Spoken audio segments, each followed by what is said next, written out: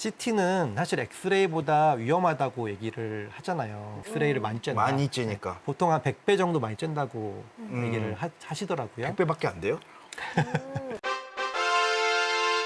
인사할 시간도 많습니다. 여러분의 시간을 낭비해드릴 느리지만 쿨한 과학. 랩미팅입니다. 반갑습니다, 교수님들. 반갑습니다. 자, 요 사진이 뭐냐? 전 세계 최초로 찍은 엑스레이 사진인 거죠. 네. 엑스레이로 인한 그림자. 비렐름 콘라트 렌트겐 이 선생님께서 최초로 이제 음극관, 양극관 이런 걸 이용해서 엑스레이라는 것을 발견하신 분이고 네. 여기서 뭔가 이상한 일이 벌어지는 것 같아 라고 해서 자기 아내의 손을 찍으신 거죠. 그래서 감광해가지고 이날 해보니까 네. 저런 사진이 나와서 아내분이 깜짝 놀랐다는 그런 그렇죠. 또 얘기가 있습니다. 그렇죠. 이 렌트겐 선생님께서 엑스레이를 어떻게 그럼 만들었냐? 이 X선은 역시 비열적 복사잖아요. 근데 그 중에서도 제동 복사라는 원리로 엑스레이가 만들어집니다. 제동, 제동. 급제동할 때 그 제동입니다. 맞아요. 네. 제동 복사하면은 뭔가 좀 뜻이 잘 와닿지가 않는 그쵸, 느낌 그쵸. 있잖아요. 근데 결국에는 어떤 걸 멈추게 하면서 그 에너지의 차이가 빛이 나오면 그게 제동 복사다. 그런 과정을 통해서 이제 엑스레이를 우리가 만들 수가 있는 거죠. 한쪽에서 이제 전자가 전극이 걸려져 있어서 열을 받아가지고 네. 이제 튕겨져 나와서 네. 반대편으로 가는 상황입니다. 가다 보니까 뭔가 막고 있어요. 그래서 부딪혔어.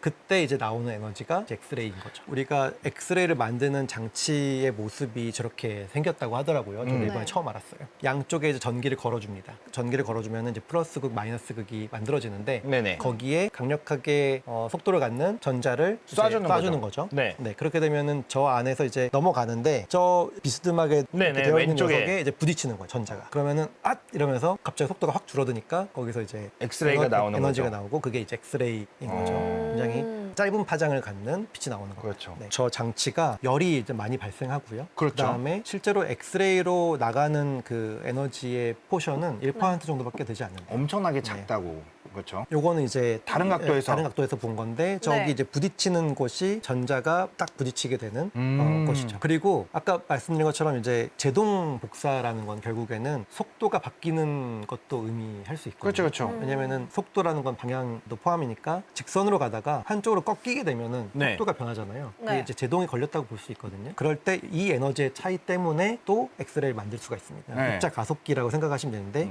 입자를 돌린 다음에 네. 이 녀석이 이제 직선으로 가는 구간이 있고 이게 꺾이는 구간이 있잖아요. 네. 네. 이 꺾이는 구간에서 이제 저렇게 보면은 뭔가 발사되는 것처럼 나와요. 그렇죠, 그렇죠. 에너지가 나오죠. 저기서 이제 엑스레이를 우리가 구할 수 있는 거죠. 그래서 그래서 실제로 이 가속기가 있는 곳에는 엑스레이 실험을 하는 곳들이 많이 있습니다. 그리고 꺾이게 만들 때 결국에는 제동을 거는 방식이 부딪혀서 하게 할 수도 있고 혹은 뭐 뭔가로 꺾이게 할 수도 있는데 자기장 때문에 만약에 제동 복사가 생기게 되면은 그거를 싱크로트론 복사라는 이름으로 부릅니다. 싱크로트론 복사에 의해서 대표적으로 저런 제트 그다음에 이건 이제 크렘 네뷸러인데 여기서도 자기장이 많기 때문에 여기 이 자기장에 의해서 전자들이 굉장히 어지럽게 도는 거죠. 여기까지 이제 정리를 한번 하면 일단 빛은 전자기파이고 그렇죠. 이 전자기파를 만드는 원리는 크게 두 가지만 기억하시면 된다. 열적 복사, 그다음에 비열적 복사. 요것만 알면은 우리가 빛에 대해서 한 80%는 이해했다. 그렇지. 네.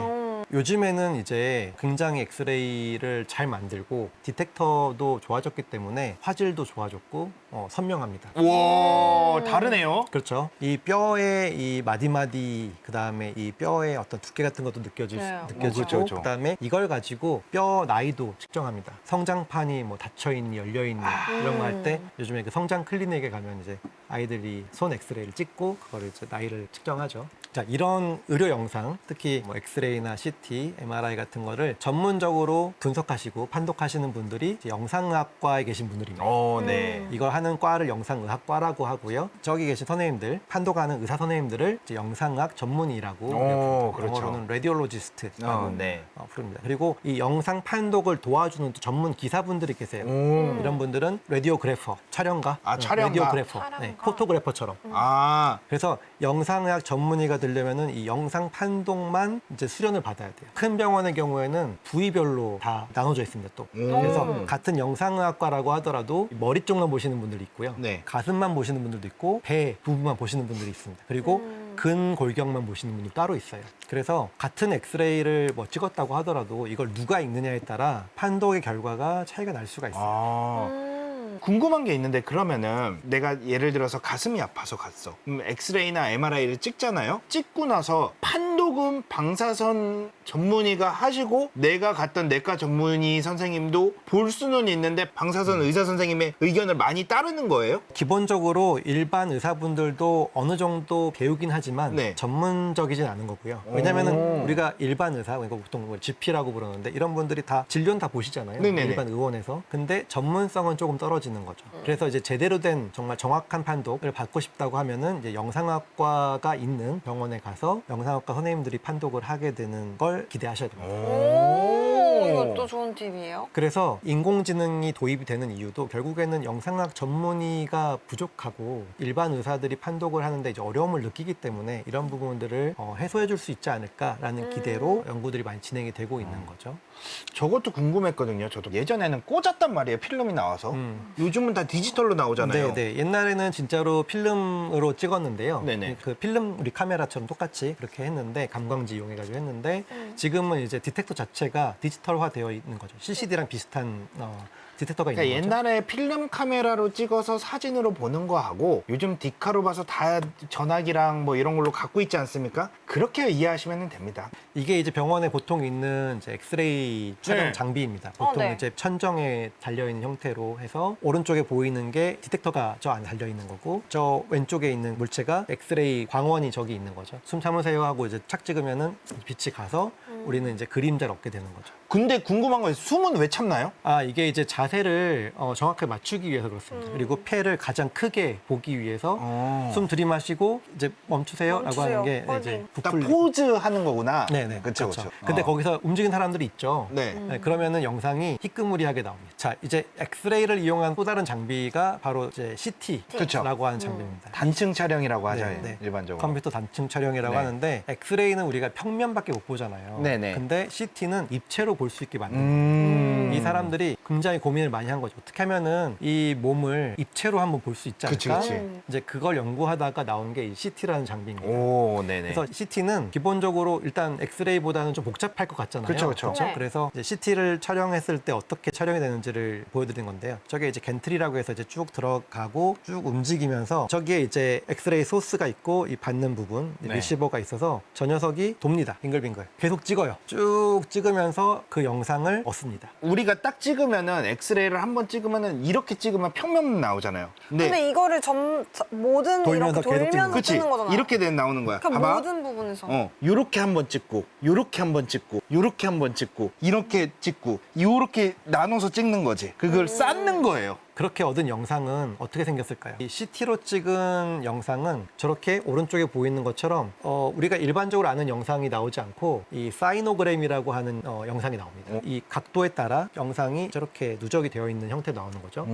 저거를 백 프로젝션을 해주게 되면은 영상으로 재구축이 되는 거예요. 오. 이제 그러다 보니까 엑스레이를 다양한 방향으로 여러 번 찍게 되잖아요. 네. 네. 그래서 CT는 사실 엑스레이보다 위험하다고 얘기를 하잖아요. 엑스레이를 많이 쬐다. 많이 찌니까. 보통 한 100배 정도 많이 쨘다고 얘기를 하시더라고요. 100배밖에 안 돼요? 근데 될 것 같은데. CT를 많이 찍으면은 네. 그만큼 X선에 의한 세포 DNA 파괴가 일어날 수 있기 때문에 네. 암이 발생할 수 있는 확률이 늘어나긴 합니다. 아, 그래서 진짜로? 소아의 경우에는 CT를 보통 찍지 않게 권고하고 광고를 있어요. 그 정도예요? 그 정도예요? 네. 오. 근데 이제 우리나라는 아무래도 CT 보급률도 높고 수가가 나오다 보니까 CT 촬영이 조금 다른 선진국들에 비하면은 관대한 좀 관대하고 많이 찍는 편입니다. 저렇게 이제 백 프로젝션을 해주면은 네. 우리가 원하는 영상을 구하게 되는 거고 저렇게 이제 영상을 우리가 4번 찍게 되면은 저거를 뒤로 이제 백 프로젝션 했을 때 저렇게 우리가 많이 찍으면 우리가 맨 오른쪽에 120번 찍은 겁니다. 네. 돌면서 120번 찍은 영상을 보면은 저렇게 오른쪽에 물체가 뭐가 이제 좀 있는- 보이죠. 네. 오른쪽에 뭐가 있는지 보이죠? 검은색이. 네. 그러네요. 네. 네 번 찍을 때는 잘 안 보이는데 왜냐면은 결국에는 다양한 각도에서 정보를 얻어야 다시 재구성을 할 때 의미 있는 값들을 구할 수가 있는 거죠. 정보가 많으면 많을수록 좋아요. 그렇긴 하지만 결국에는 이 엑스레이 도즈라든가 이런 것도 관리를 해야 되기 때문에 아주 많이 또 찍을 수는 없는 할 수 있는 거죠. 그래서 말씀드린 것처럼 이제 인공지능이라는 기술이 이제 의료 현장에도 도입이 되고 있습니다. 말씀드린 것처럼 영상은 계속 나오고 있고 이거를 이제 판독하는 인력은 이제 부족한 상황이기 때문에 어떻게 하면 이 격차를 좀 줄일 수 있을까 이런 고민들로 연구들이 많이 진행이 되고 있고요. 네네네. 영상학과 전문의 선생님들이 번아웃이 굉장히 심하다고 해요. 그 똑같은 거 보고 정말 작은 거 찾아내려고 그러면은 네, 스트레스도 많고 그리고 또 그러니까 잘못 알게 되면 잘못 판독하는 경우에 생길 수 있는 그런 법적인 소송 그런 것들까지 고려하면은 사실상 스트레스도 굉장히 많고 그리고 그렇죠. 판독을 해야 되는 영상의 숫자도 계속 늘어나고 있어요. 왜냐면은 장비가 점점 더 보급이 많이 되고 있고 또 자주 찍게 되거든요. 그러다 보니까 영상학과 전문의분들의 번아웃 문제도 심각하고 그리고 영상학과 수련이 제대로 또 되지 않는 국가들도 많이 있습니다. 그래서 이제 딥러닝이 어쨌거나 이런 문제를 해결할 수 있지 않을까라는 기대로 아주 초기부터 영상학과의 프론티어에 계신 연구자분들이 네네. 이 인공지능 기술을 도입을 하시기 시작했어요. 네. 그래서 이제 연구 레벨로 일단은 꽤 오래전부터 시작을 했고 그런 것들 중에 뭐 대표적으로 우리가 뭐 유방암에서 종양을 찾는 그런 것들은 이제 컴퓨터에 의한 도움을 받으려고 여러 번 시도가 됐습니다. 그렇죠, 90년대 그렇죠. 후반부터. 네. 근데 이제 인공지능이 성능이 좋아지고 디지털화되면서 이 데이터들이 굉장히 또 많이 쌓이게 됐거든요. 그러다 보니 이거를 활용해서 좋은 모델을 만들 수 있고 그런 시기가 이제 도래한 거죠. 그래서 영상의학이 어떻게 보면은 인공지능을 접목하기 가장 좋았던 이유 중에 하나가 모든 데이터가 어느 정도 표준화되어 있고 디지털화되어 있다는 것 때문에 그렇습니다. 그런데 이제 일반적인 그냥 영상이 아닌 다른 의료 데이터들은 굉장히 지저분합니다. 뭐 예를 들어서 몸무게, 키 이렇게 적을 때 숫자로 정수로 적을 것 같잖아요. 네. 근데 물음표. 진짜? 네, 왜냐면은 환자가 의식이 없어. 물어볼 수가 없잖아요. 오. 그러면 물음표 혹은 30대 이렇게 데이터가 그치. 굉장히 지저분한 편입니다. 아. 이런 것도 그렇고 병원마다 쓰는 코드들도 다르고 그렇죠, 그렇죠. 여러 가지 이유 때문에 일렉트릭 메디컬 레코드라고 하는 그런 것들은 다루기가 좀 쉽지 않습니다. 이 정제하는 과정에 손이 많이 가서. 그래서 이제 의료 영상은 어느 정도 표준화가 되어 있고 네. 그걸 가지고 데이터가 많이 쌓여 있었기 때문에 충분히 재료도 있고 가능성도 있는 거죠. 결국에 이 딥러닝이 하고 있는 일은 개와 고양이를 구분하는 일과 똑같습니다. 그러면 인공지능 이 모델한테는 저 문제만 학습을 시켜보자는 거예요. 결국 우리가 입력된 어떤 영상이 들어왔을 때 사람은 순식간에 개와 고양이를 구분하는 함수가 적용이 되어가지고 구분이 되는 거죠. 인공신경망이 잘하는 게 저 비선형 함수를 근사할 수가 있는 겁니다. 데이터를 굉장히 많이 넣고 충분히 큰 파라미터를 갖는 네트워크를 사용하면 저 비선형 함수를 근사할 수가 있어요. 저 문제는 결국에 의료 영상에서도 마찬가지인데 자 엑스레이를 보고 전문가가 여기에 병이 있다 없다를 판단하는 과정이랑 똑같습니다. 앞에 이제 개 사진이 그냥 의료 영상 사진으로 바뀐 거죠. 엑스레이 사진이 네네네. 바뀌어서 저 비선형 함수를 구하는 과정은 똑같은 겁니다. 양쪽의 데이터를 많이 넣고 학습을 시켜주면 입력된 영상에 대해서 정상이다, 비정상이다를 알 수 있는 거고 혹은 내가 찾아야 되는 어떤 질병이 따로 있다. 그럼 그것만 가지고 또 학습을 시키는 거죠. 예를 들어 나는 암만 찾고 싶어, 종양만 찾고 싶어. 그러면은 종양이 있는 것과 없는 거를 많이 준비한 다음에 학습을 시키면 됩니다. 저 엑스레이로 찾을 수 있는 게 뭐 암이나 종양, 그러니까 암 종양 뭐 비슷하다고 보고. 영상학과 전문의들이 흉부 엑스레이를 봤을 때 찾을 수 있는 병의 종류가 네. 100가지 정도라고 그렇게나 많아요? 네. 얘기를 한대요. 일반적으로 나와 있는 인공지능 모델, 특히 흉부 엑스레이 상용화된 모델들은 그렇게까지 못합니다. 왜냐면은 질병은 메이저 질환들, 빈도수가 많은 질환이 있고 빈도수가 별로 없는 질환이 있잖아요. 그럴 수 네네. 있죠. 그러니까 빈도수가 없는 질환은 이런 식으로 학습을 못해요. 그래서 그럴 때는 다른 방식을 사용해야 됩니다. 그러면은 오류에 대해서는요? 예를 들면 오류에 대한 데이터도 쌓고 있나요? 일반적으로 의사분들의 퍼포먼스가 완벽하지는 않겠죠. 그게 이제 어떤 방식으로든 리뷰가 되고 교정이 되는 과정들을 계속 거칩니다. 그렇지만 의사분들이 판독한 결과가 참이라고 믿고 학습을 시키는 거예요. 물론 정말 좋은 모델을 만들려면은 그걸 누군가 한 번 더 리뷰를 해줘야 되는데. 할 수도 있죠. 그래서 저희도 딥러닝 모델을 여러 방식으로 학습을 시켰습니다. 네. 최근까지는 저희가 만들었던 모델이 흉부 엑스레이를 가지고 감염병이 있냐 없냐, 감염병에는 코로나성 폐렴을 포함하는 폐렴 혹은 박테리아성 폐렴, 결핵 같은 이런 흉부에서 찾을 수 있는 감염병들을 찾는 모델을 만들었었고요. 그 다음으로는 기존에는 우리가 이 흉부 엑스레이에서 기존의 의사분들이 찾는 질병만 찾았다면 저희가 또 최근에는 골다공증이라고 하는 흉부 엑스레이로는 보통은 하지 않던 찾지 네. 않던 질병을 찾는 모델까지도 최근 개발이 완료가 됐습니다. 아, 그래요? 네, 그래서 이런 솔루션들은 저희가 굉장히 큰 임팩트를 가져올 수 있다고 생각을 하고 있어요. 왜냐면은 기존의 의사분들이 찾던 질병이 일단 아니기 때문에 이렇게 이제 접근성이 좋은 엑스레이라는 촬영을 통해서 골다공증을 만약에 찾게 되면 일단 검사 자체가 편해지잖아요. 그렇죠. 저렴하기도 그렇죠. 하고 그러니까 기존에 좀 숨겨져 있던 환자들이 더 많이 발견될 수 있다. 그리고 골다공증은 대표적인 무증상 질환 중에 하나입니다. 그래서 나중에 뼈가 부러져야 그때 이게 골다공증 때문이었구나 라는 거를 알게 아는 돼요. 거. 근데 오. 이거를 미리 알면 약이 또 잘 돼 있어서 약을 잘 처방 받으시면은 골 밀도가 또 유지가 됩니다. 와, 이게 게임 체인저가 될 수 있겠네요. 네, 이런 식으로 이제 기존의 의사분들이 하지 못했던 것들까지 이제 인공지능이 할 수 있는 도와주는 그런 시대가 되고 있습니다. 와, 그러면은 저 궁금한 게 하나 있는데 이런 솔루션이 지금 진짜로 병원에서 사용이 되고 있나요? 이게 이제 연구 단계를 넘어가서 네. 병원에서 사용이 되기 위해서는 굉장히 넘어야 될 산들이 많이 있습니다. 아, 근데 이제 우리 정부도 그렇고 세계적으로 이런 허들을 낮춰주려고 노력을 많이 하고 있어요. 네. 그리고 물론 이 AI 솔루션의 안전성이라든가 성능의 어떤 로버스트니스 이런 것들에 대한 검증은 각 국가별로 다 열심히 하고 있습니다. 그래서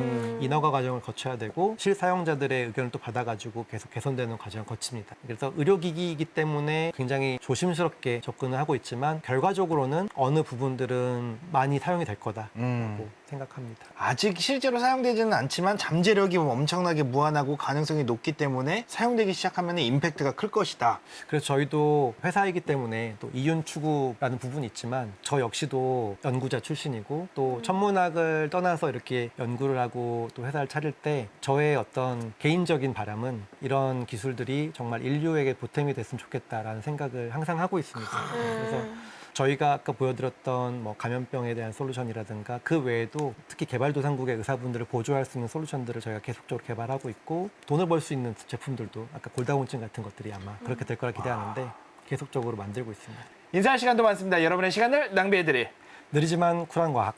랩미팅이었습니다. 감사합니다, 교수님들. 감사합니다.